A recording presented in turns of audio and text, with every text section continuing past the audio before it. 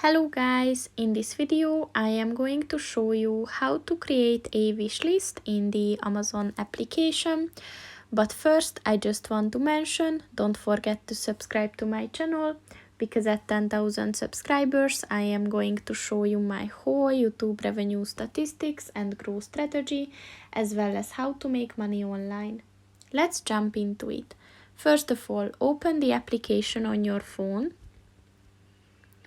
And then click on the person button at the bottom of the page. And then click on the your wish list button. And then click on the create a list button. So first you have to give a list name. And then just click on the create list button.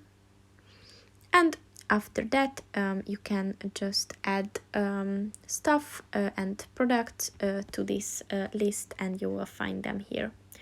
So that's pretty much it for this video, guys. See you in the next one. Goodbye.